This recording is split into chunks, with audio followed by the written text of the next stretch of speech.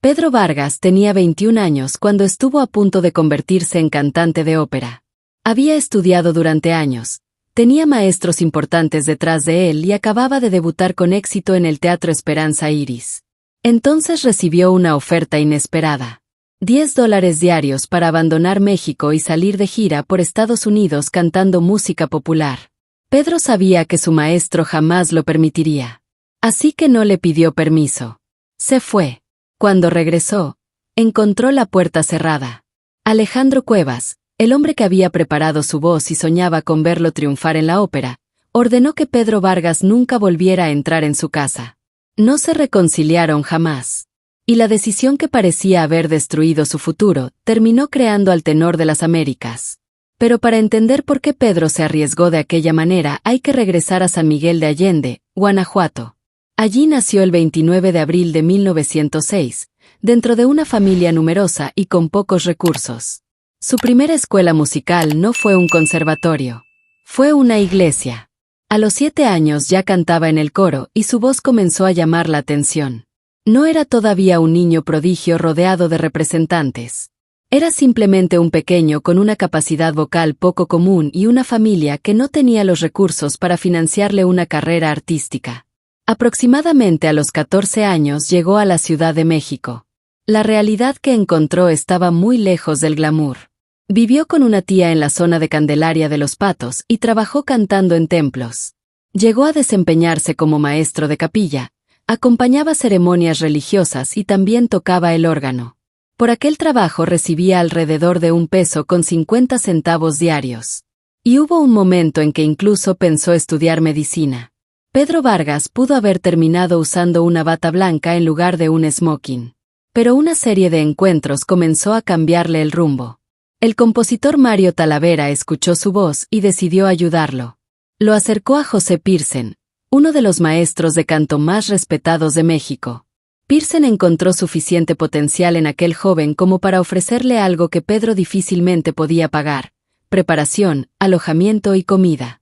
Pedro vivió junto a otros estudiantes y ayudaba con las tareas domésticas mientras continuaba aprendiendo. Después apareció José Mójica. El famoso tenor mexicano lo escuchó cantar y recomendó que estudiara con Alejandro Cuevas. Ahí comenzó la etapa que parecía conducirlo directamente a la ópera. Cuevas había recibido preparación en Europa y tomó al joven Vargas muy en serio.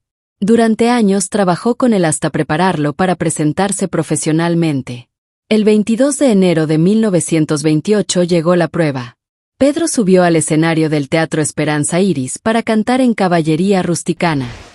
La presentación funcionó. Para Cuevas, aquello confirmaba que su alumno estaba listo para continuar en el canto clásico. Pero entre el público estaba Miguel Lerdo de Tejada. Lerdo preparaba una gira con su orquesta típica por Estados Unidos y Canadá y quería llevarse a Pedro. La oferta era de $10 diarios. Para alguien que había trabajado por $1.50, la cifra resultaba difícil de ignorar. Pedro entendió inmediatamente el problema. Cuevas había invertido años en convertirlo en cantante de ópera. Aceptar aquella gira significaba comenzar a cantar otro repertorio y desviarse del camino que su maestro había trazado.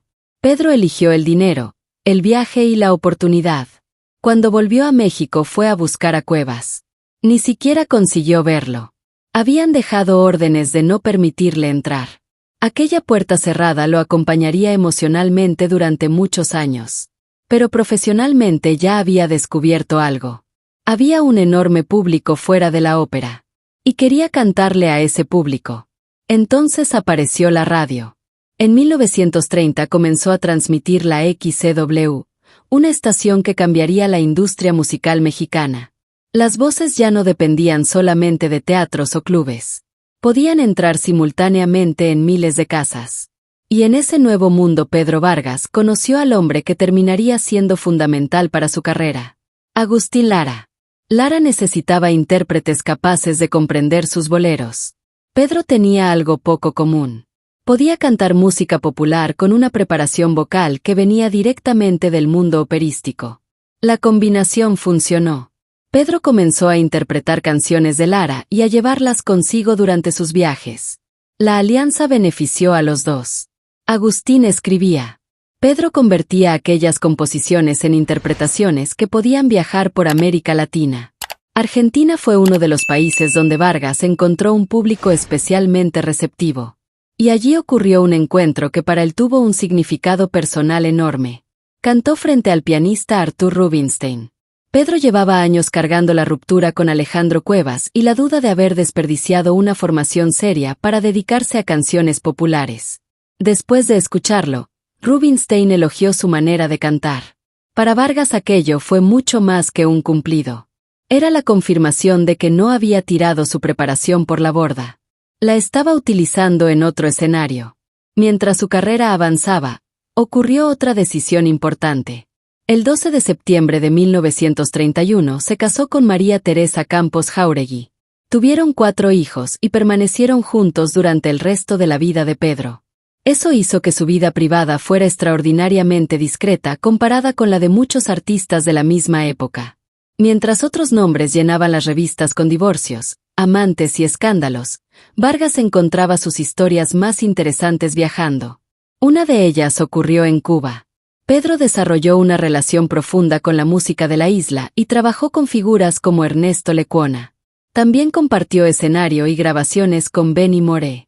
El encuentro entre ambos resulta fascinante porque parecían venir de mundos completamente diferentes. Pedro era un tenor mexicano de canto controlado y elegante. Benny era una explosión de ritmo cubano. Cuando cantaron juntos, esas diferencias no chocaron. Se complementaron. Cuba terminó considerando a Pedro Vargas algo más que un visitante extranjero. Su nombre quedó ligado al ambiente musical de La Habana y a una generación de artistas que conectó profundamente a México con la isla. Pero su carrera seguía creciendo más allá de América Latina.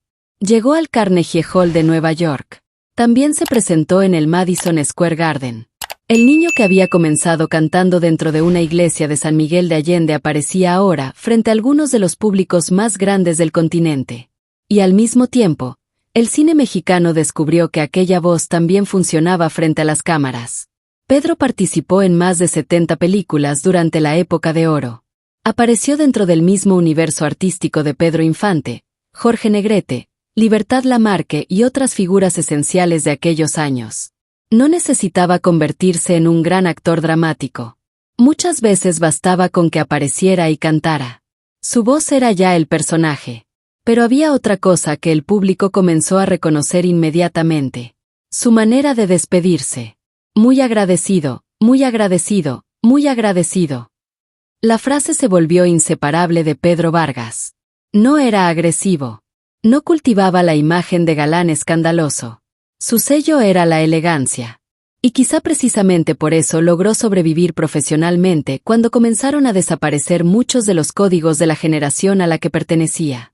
Pedro no quedó encerrado en los años 40. Continuó trabajando en los 50. Después en los 60. Luego en los 70. Y todavía en los 80 podía entrar a un estudio junto a artistas que habían nacido cuando él ya llevaba décadas cantando. En 1985 grabó Felicidades con Julio Iglesias. Pedro tenía casi 80 años. Julio era una estrella internacional de otra época, otro mercado y otra forma de hacer música. Pero Vargas seguía teniendo un lugar.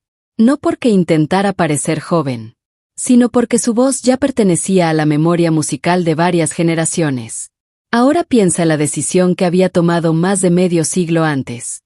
Un maestro le ofrecía un futuro en la ópera. Una orquesta le ofrecía $10 diarios para salir de gira. Pedro tomó la segunda puerta. ¿Tú habrías hecho lo mismo? Cuéntamelo en los comentarios. Y si disfrutas recordar a los personajes que marcaron la música de nuestros padres y abuelos, suscríbete para seguir descubriendo quiénes fueron realmente detrás del escenario.